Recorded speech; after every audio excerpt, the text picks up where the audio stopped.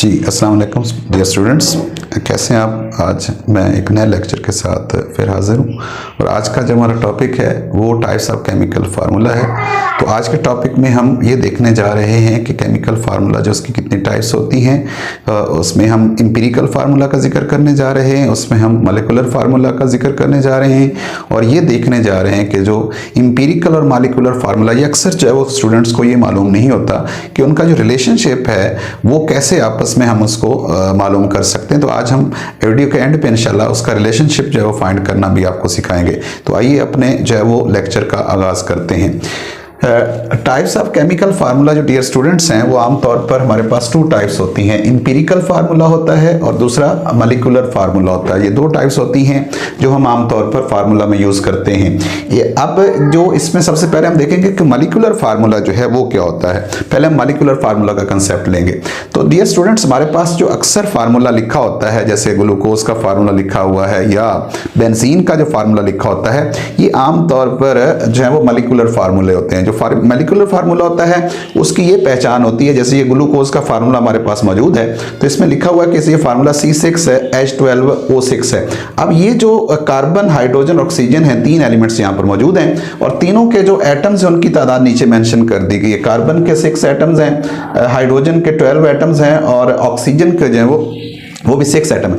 अब ये जो एटम्स हैं ये एक्चुअल एटम्स हैं, यानी इसको कम नहीं किया, इसकी रेशियो नहीं निकाली है। तो हमने एक्चुअल नंबर ऑफ एटम जो भी एक मॉलिक्यूल के अंदर एलिमेंट्स के मौजूद होते हैं उनका यहाँ पर जिक्र किया है। तो डियर स्टूडेंट्स जब हम एक्चुअल नंबर ऑफ एटम जो है वो लिख देते हैं किसी भी मॉलिक्यूल के अंदर जो मौजूद होते हैं तो वो जो है वो कौन सा फार्मूला बन जाता है, मॉलिक्यूलर फार्मूला। इसकी डेफिनेशन डियर स्टूडेंट्स यही है, a formula which represent actual number of atoms present in a molecule of a compound, यानी उस कंपाउंड के एक मॉलिक्यूल के अंदर जितने एटम्स असल मौजूद होते हैं उनकी जो हकीकी तादाद होती है वो मॉलिक्यूलर फार्मूला कहलाती है।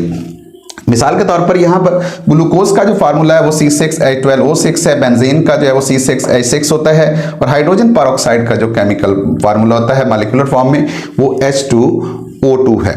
तो ये कंसेप्ट है इसमें मॉलिक्यूलर फार्मूला के बारे में कि ये एक्चुअल तादाद को रिप्रेजेंट करता है। अब इसी मॉलिक्यूलर फार्मूला से डियर स्टूडेंट्स हम एम्पिरिकल फार्मूला को ड्राइव करेंगे और वो क्या होता है अब हम उसकी बात कर लेते हैं। अगर हमारे पास ग्लूकोज का फार्मूला क्या है, C6 है, H12O6 है। अगर मैं इसको सिंप्लीफाई करता हूं, इसकी रेशो निकालता हूं तो यहां पर हमारे पास जो कार्बन है वो कितने हैं, 6 हैं, हाइड्रोजन 12 हैं और ऑक्सीजन 6 है। अगर मैं सिंप्लीफाई करूं तो 6 1s are 6, 6 2s are 12, 6 1s are 6। तो ये रेशो बन जाएगी सिंपल रेशो। तो ये रेशो में ये बताता ही है कि कार्बन का यहाँ पर 1 है रेशो से और हाइड्रोजन के 2 एटम्स है रेशो के लिहाज से और ऑक्सीजन का जो है वो 1 एटम मौजूद है। सिमिलरली यहाँ पर बेंजीन का फार्मूला हमारे पास दिया हुआ है, अगर इसकी हम रेशो निकालें तो ये बनता है C6 है, H6 से हम डिवाइड कर देते हैं तो 6 1s are 6 है, 6 1s are 6। तो ये 1:1 बनेगी और यहाँ पर 1 कार्बन को रिप्रेजेंट करता है, दूसरा 1 जो है वो हाइड्रोजन को रिप्रेजेंट करता है। यहाँ पर हाइड्रोजन पेरोक्साइड की बात करें तो इसको हम 2 से डिवाइड कर सकते हैं, 1:1 आ जाएगी। तो इसमें हाइड्रोजन पेरोक्साइड में जो रेशो होती है वो हाइड्रोजन और ऑक्सीजन के दरमियान 1:1 होती है। अब ये जो रेशो से फार्मूला बनेगा, जैसे ये रेशो 1:1 है तो 1 कार्बन 1 हाइड्रोजन, 1 कार्बन 2 हाइड्रोजन और 1 ऑक्सीजन और यहाँ पर क्या है हमारे पास है 1 हाइड्रोजन और 1 ऑक्सीजन है। ये जो फार्मूला होता है ये रेशो से बनता है और जो रेशो से फार्मूला बनता है उस फार्मूले को डियर स्टूडेंट्स हम एम्पिरिकल फार्मूला कहते हैं। तो एम्पिरिकल फार्मूला की डेफिनेशन बहुत ही सिंपल है हमारे पास, it is a simplest whole number ratio of atoms present in a compound, यानी जो भी कंपाउंड है हमारे पास उसमें जो सिंपलेस्ट रेशो बनती है, सबसे सादा जो रेशो बनती है उस रेशो से बनने वाला जो फार्मूला होता है उसको हम आमतौर पर एम्पिरिकल फार्मूला कहते हैं। डियर स्टूडेंट्स ग्लूकोज का जैसे हम वहां पर जिक्र कर चुके हैं, इसका एम्पिरिकल फार्मूला फिर बनता है हमारे पास CH2O, यानी 1 कार्बन है, 2 हाइड्रोजन है और 1 ऑक्सीजन है। ये रेशो बनती है, यहां पर मैंने मेंशन कर दिया, कार्बन 1 है, हाइड्रोजन 2 है और ऑक्सीजन क्या है 1 है। इस तरह बेंजीन जो है इसका इंपीरिकल फार्मूला भी हमने वहां पर ड्राइव किया है और ये बनता है CH यानी 1 कार्बन और 1 हाइड्रोजन। सैंड जो होती है जिसको सिलिका कहते हैं, उस सिलिकॉन डाइऑक्साइड भी इसको कहा जाता है, इसका जो फार्मूला SiO2 है और इसकी जो रेशो बनती है वो है Si1 है और ऑक्सीजन क्या है 2, तो ये 1:2 बनती है। याद रखिएगा डियर स्टूडेंट्स, बाज ऐसे कंपाउंड्स होते हैं जिनके मॉलिक्यूलर और इंपीरिकल फार्मूला सेम होते हैं, जिसमें सैंड भी आ जाती है।